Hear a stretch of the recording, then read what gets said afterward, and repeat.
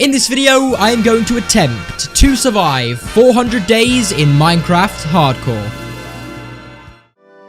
Surviving 100 days, 200 days, and even 300 days was extremely difficult, but now it's time for 400 days. So, let's do it. But before we do, here is what we did in 300 days. I constructed some automatic farms to make resource gathering a whole lot easier and efficient. I attempted to battle and defeat the Wither and the Ender Dragon at the exact same time in the exact same location. And I also won an intense battle against a woodland mansion. That's what I did in 300 days. Now, here are some things I want to get done in 400 days. The first thing I want to do is defeat a raid. The second thing I would like to do is expand my island by constructing some more builds, and I also want to get a bunch of valuables as well. And, well, the final thing I want to do is to complete all of the hardest advancements that the game has to offer. So it's not going to be easy. I'm really excited to see what we can get done in 400 days. So with that being said, let the 400 days begin.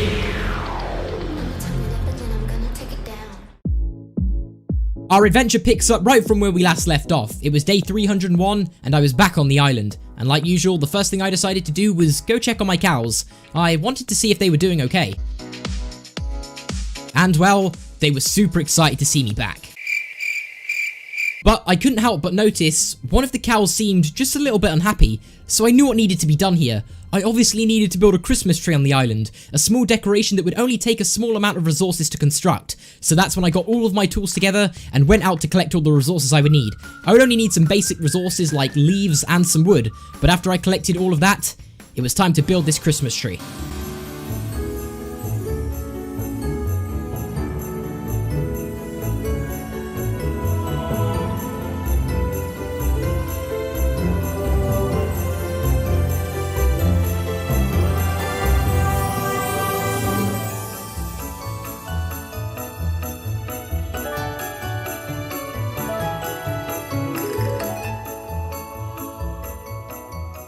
It was complete, a Christmas tree on the island, and that's not the only thing that was new on the island. There was a brand new guest as well.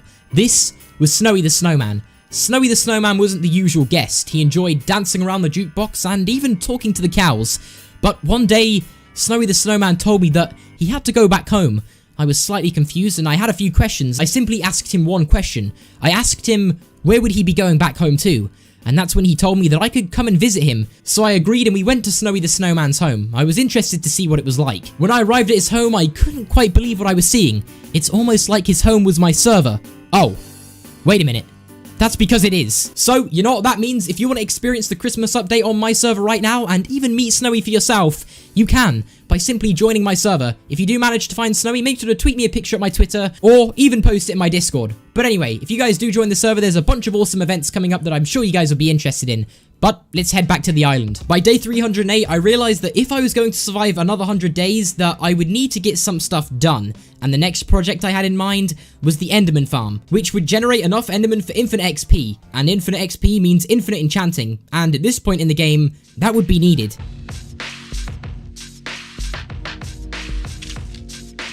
So after clearing out all of my shulker boxes into my storage room, I then began gathering some supplies for the Enderman farm. I would need things like cobblestone, wool, leaves, and a bunch of other stuff that I would spend day 311 creating. I made things like hoppers, ladders, and even some carpets. But I couldn't simply walk into the end and just build this Enderman farm. If you remember from the last 100 days, there was a Wither waiting in there for me. I couldn't quite defeat it in the last 100 days, which means that I would have to face it again if I was even going to get close to building this Enderman farm.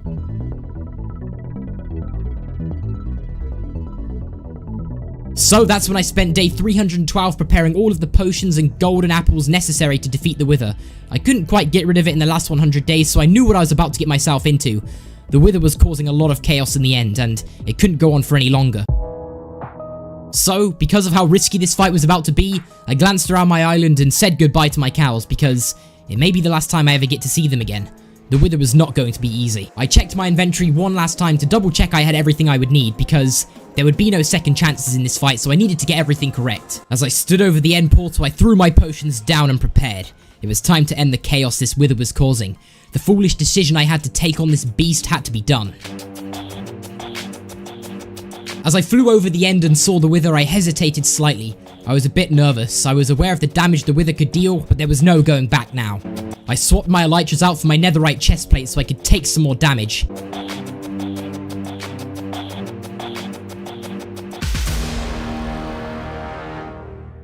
My first arrow connected with the wither. It was onto me. It was only a matter of time before it would start dealing some melee attacks, so I knew I had to stay fast on my feet and be accurate with my shots.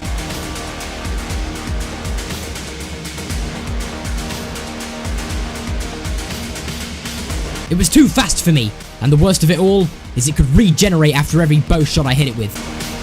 But I knew if I could get it down to half health, that it would start lunging at me with some melee attacks, and my sword paired with my strength potion, the wither would stand no chance.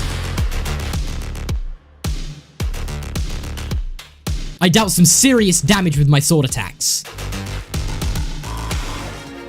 And there it was. With the Nether Star in my hand, I was victorious, and I could now build the farm that I so desperately wanted.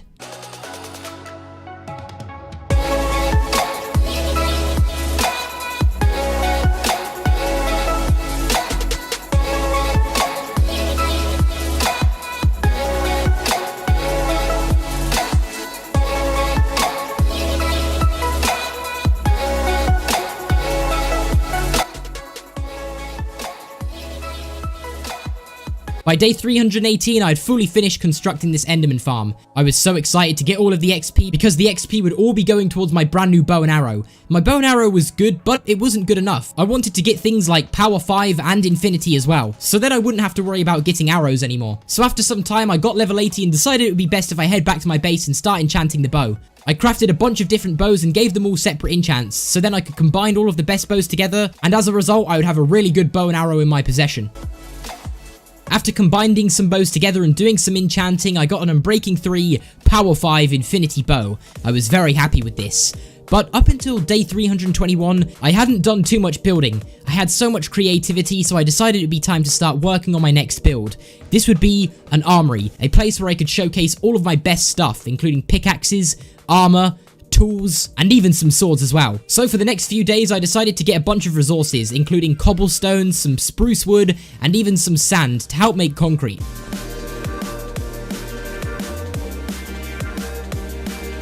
As the sun was beginning to set, I decided to put all of my shulker boxes down and get ready for this build.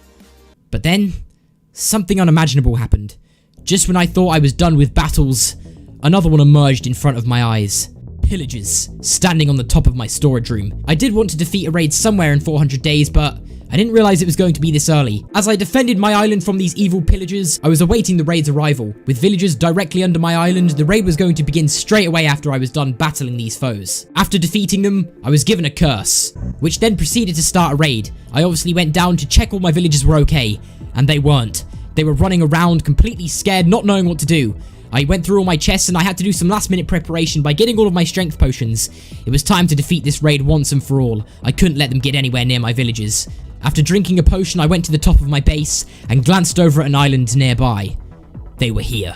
For the first wave of the raid, I was able to keep a good distance and bow and arrow all of the enemies. This was just the beginning. The raid was about to get a whole lot worse. And if the raid wasn't already challenging enough, I was doing it during nighttime as well, which means I wouldn't only be facing pillager foes, I would also be facing the dangers of the night, such as zombies, spiders, and even creepers. The second wave of the raid wasn't actually that difficult. I was able to get rid of it pretty quickly, but there was another wave incoming. But this time, it was on my island. And if the raid was able to get down to all my villagers, I would lose every single one of them. And not only that, all the trades I've worked so hard for would be gone. The next wave was inbound, and once again, they were on my island. But this time, there was even more creatures than before. Some of them would require more skill to take out. So for this reason, I got high ground on a tree on my island, and I was able to just bow and arrow down onto the enemies. Even though a raid isn't the best thing to happen, and it's not the easiest thing, I was still happy that it was happening, because I was able to get a bunch of totems of undying as well. But I was hoping later in the raid there would be many more evokers to come, so I could take them out and get even more totems of undying. The only thing I had to make sure was not only me, but also my villagers remained safe during this raid.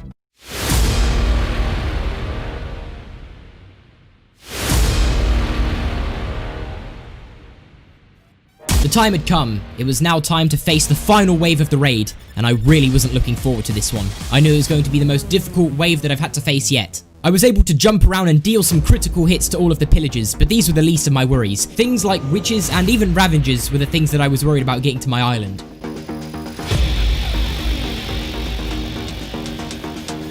And luckily there was another evoker as well that was trying to head to my island, but I was able to take it out and get another Totem of Undying in the collection.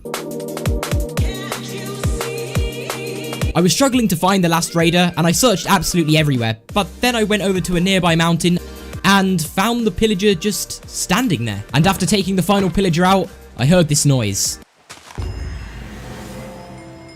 A noise congratulating my success of battling off a raid. After the raid, I went to check on my villagers, and they were super happy to see me because I was actually given Hero of the Village once I defeated the raid, which would mean all of my villagers gave me discounts. But I really wasn't looking to do any trades, so they just chucked cookies and pumpkin pie at me. But I'll take it. And not to mention, that pumpkin pie was pretty nice if I do say so myself. I opened up my shulker box and saw that I now had 5 Totems of Undying in total. But now the raid was out of the way, I could finally head back over to doing what I was doing before the raid even started in the first place. And that was building my armory.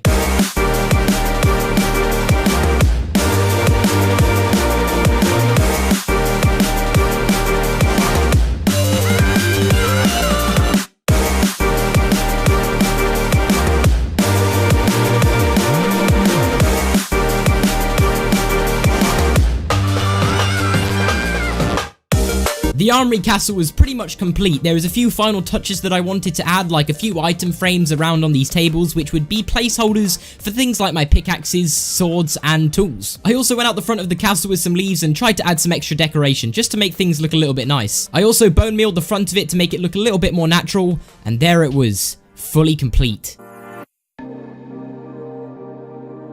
Although the inside was completely empty, there was no armor stands showcasing armor, and there was no tools, swords, or anything like that inside of the item frame placeholders. So that's when I decided to go into the creeper farm to get as much gunpowder as I could.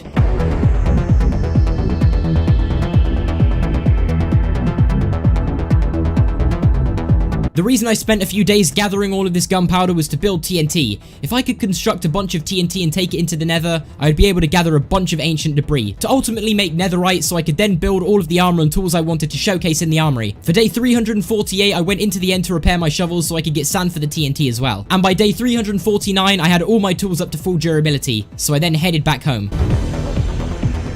By day 350, sand gathering for the TNT was well underway. I didn't want to go crazy with TNT in the nether because I already did have some netherite laying around, so I would only need a little bit more if I was going to build all of the stuff that I wanted. I finished off day 350 by collecting the final pieces of sand that I would need, and by day 351, it was time to craft all this TNT.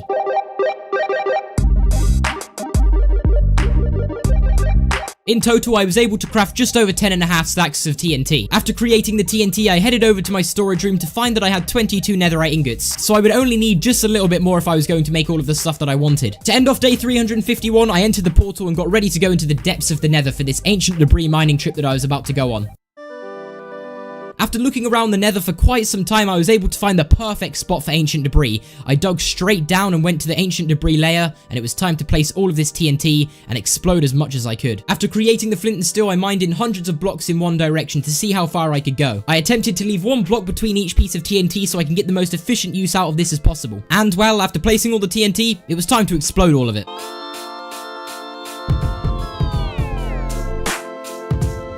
My luck with ancient debris was absolutely insane. I couldn't quite believe it. It was like I couldn't stop finding ancient debris. I spent quite a few days placing and exploding TNT to the point where I was getting so much ancient debris, but I couldn't stop. I still had a bunch of TNT to go, and I was going to make sure I mined every piece of ancient debris I could get my hands on. Oh, and on day 353, I got incredibly lucky. I found 2 veins of ancient debris directly next to each other. I ended day 353 by exploding the final pieces of TNT I had, and by the start of day 354, I mined the final pieces of ancient debris. And before I knew it, it was day 354. All of the TNT I had was used, and it was time to look in the shulker box and see how much I had collected. A stack and 8 of ancient debris.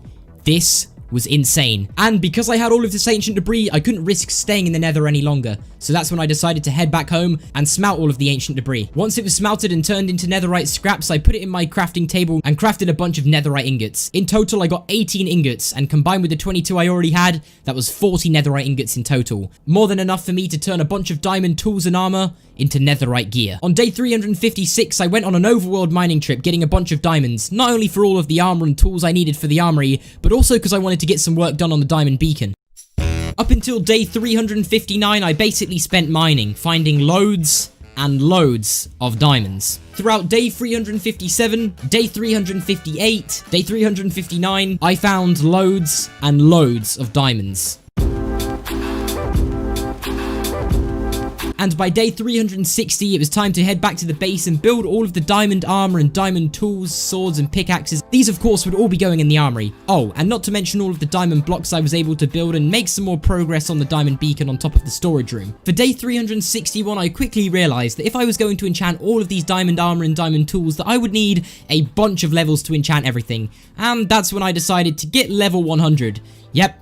That's right, I got 100 XP levels to enchant all of this gear. I spent the other half of day 361 enchanting all of the equipment to max level 30 enchants. And then it was time to transform this all into netherite gear. And with all of the leftover netherite, I was able to make a full block of netherite. This would be used as a nice decoration inside of the armory. So for day 362, I constructed this nice armor showcase area right in the center of the armory. I think it looks pretty good if I do say so myself. Once I had built this, it was time to put all of the gear inside of the placeholders that they had. For the armor, it was the armor stand, and for the tools it was the tables with all of the item frames on. I went through and carefully placed everything in the correct item frames. And once I was finished, the armory was fully complete.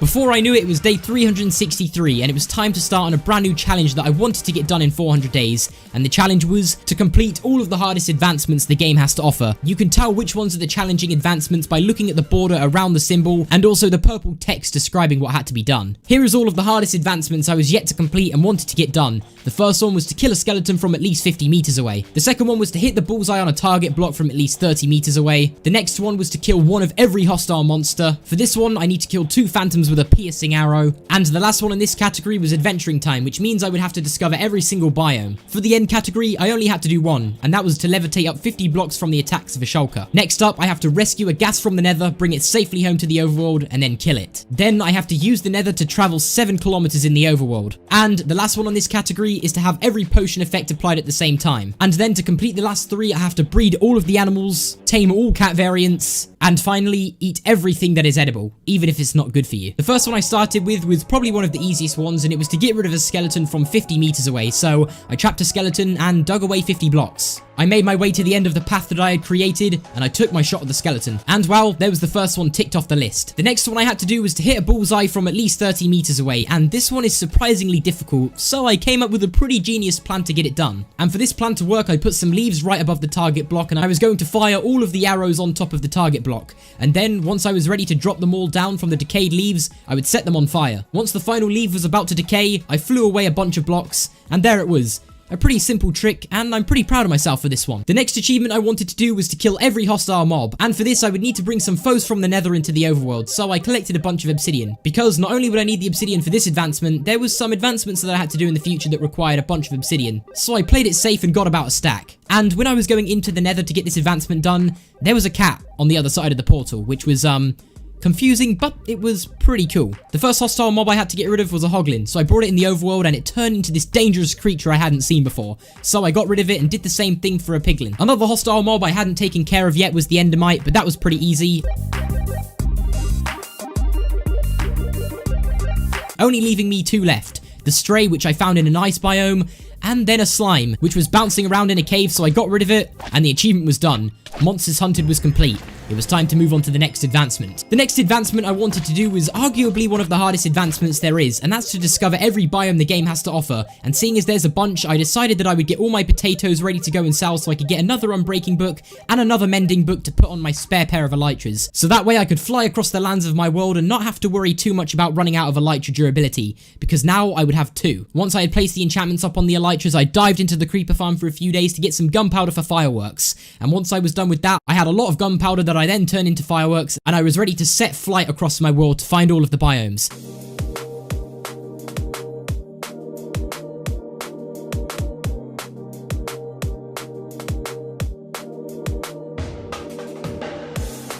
I had ventured upon some amazing biomes.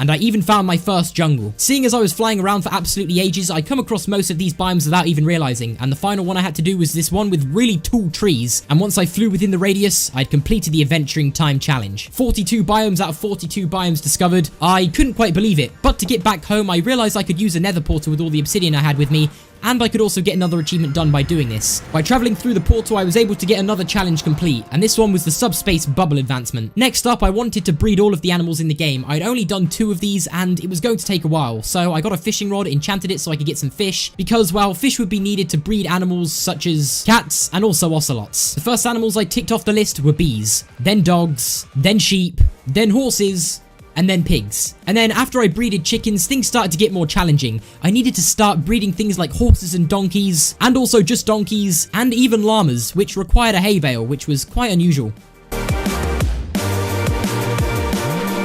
Between days 376 and 385, I dived over to all of the other biomes I had previously visited for the discovering achievement. In the jungle biome, I found things like pandas and also ocelots, so I was able to tick those off the list as well. I also came across some foxes, and I used some sweet berries to breed these guys together. Also, not to mention, there's another advancement where if you can tame all different types of cats together, you get the achievement unlocked. So any village I came across, I was always trying to tame these. Finding each of the different cats was pretty easy, and after breeding together some rabbits, I was able to find the 2 last cats I needed. The last cat I found here, I didn't want it to run away and mess up my chances of completing this achievement, so I was very careful, and after feeding it some fish, I got this achievement done.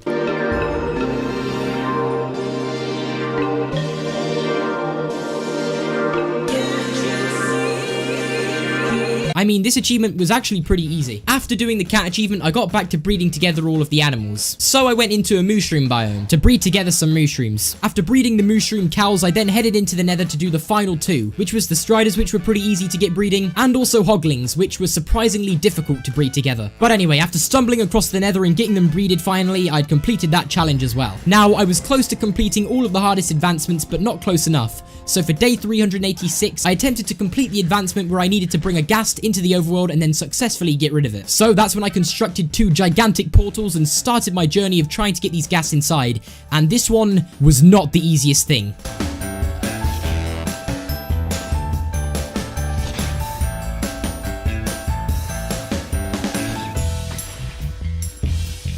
But by day 388, a ghast spawned nearby and I was able to take it in. I went through the portal just to see the ghast flying around in the sky. I was super happy to see this. After getting rid of it and completing this advancement, it was finished. One of the hardest advancements done within the space of 3 days. For day 389, I wanted to complete the 2 birds 1 arrow achievement, so I enchanted a crossbow and got piercing pretty quickly. And on the night of day 389, I got incredibly lucky. By day 390, I only had a few advancements left to complete, and one of them was to eat every single food in the game, even if it was to harm me. So I waited until I was pretty hungry and got to work on this achievement. I feasted on rotten flesh, pufferfish, and poisonous potato, when combined gave me some serious effects. Raw rabbit, cooked salmon, cooked mutton, sweet berries, beetroot soup, raw chicken, raw beef, beetroot, chorus fruit, I had to be careful when I was eating this one, raw salmon, melon, a cookie, dried kelp, tropical fish, a spider eye, suspicious stew, cooked rabbit, cooked pork chop, raw fish, cooked chicken, steak, rabbit stew, golden carrot, raw pork chop, raw mutton, cooked fish, mushroom stew in a honey bottle, and after feasting on all of these different types of food, it was down to one last food that I needed to complete, and this happened to be the enchanted golden apple. I only had one of these and I really didn't want to eat it, but I had to get it done if I wanted to complete all of the hardest advancements the game had to offer. I took it out the item frame. I carefully held it in my hand. And I began eating. A balanced diet complete. I couldn't believe it. All of the hardest achievements were pretty much done, which only left me 2 more advancements to do. And these ones were pretty easy. In fact, one of them was so easy I went into the end, constructed a giant pole out of cobblestone in a nearby end city,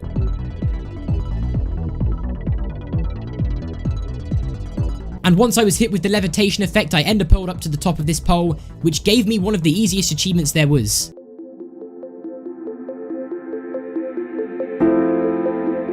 The Great View from Up Here advancement. To end off day 391, I headed back to my base and got some sleep for the next day, where I would complete the final challenge. And this one would be a Furious Cocktail, which means I would have to have every single potion effect on at the exact same time. I spent day 392 brewing up all of the potions, and I was ready to get it done. Having every potion effect applied at the same time was the last advancement I had out of all of the difficult ones the game had to offer. But I knew it could be dangerous. One of these potions were poison potions, meaning that if a mob was to come along and deal some damage to me, I'd be out the game. It was time to start drinking the potions, and when I got down to the final few,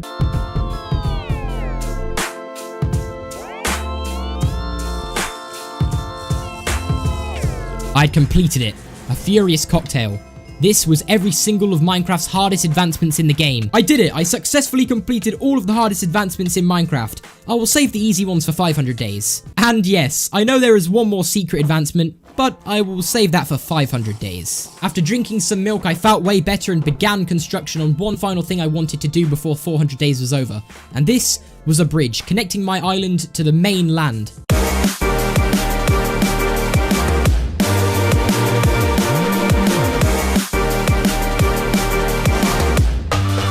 The bridge looked great, but it was coming to the end of 400 days, and I knew that I needed to prove myself once again, and I had to do this by defeating the Ender Dragon for the 4th time. And if I was to do this, another portal would be unlocked into an end city. Now, it was time to dive into the depths of the Nether to get all of the ghast tears to construct these end crystals. It was time to prove myself once again. As I went through the portal, I stumbled upon a few ghasts, and ghasts drop ghast tears, which is what I actually needed to build the end crystals. And after I had all of these, I could resummon the Ender Dragon once again. Once I collected all of the ghast tears I would need, I then went back to my base and started making the end crystals.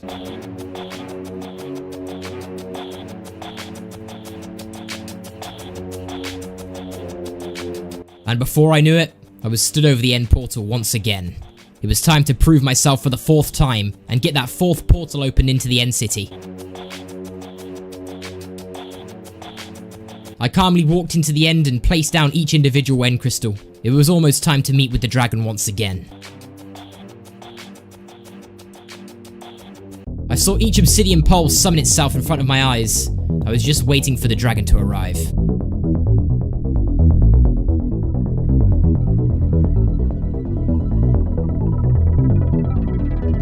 It was here, but with my elytras and my power 5 bow, the dragon would stand almost no chance. I managed to fly around and take out each end crystal one by one. Without these, the Ender Dragon couldn't regenerate its health. But with the elytras, the end crystals were easy to take out, and then it was just me against the dragon.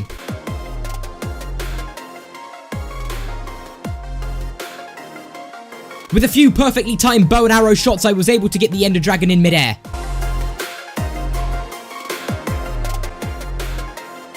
And then, I saw it disintegrate in front of my eyes for the 4th time. I was victorious, and I had proved myself once again. Oh, and let's not forget about the 4th portal that was opened as a reward for me getting rid of the Ender Dragon once again. With a smile on my face, I collected all of the XP and dived straight into the portal. I was home, and more importantly, free from the Ender Dragon.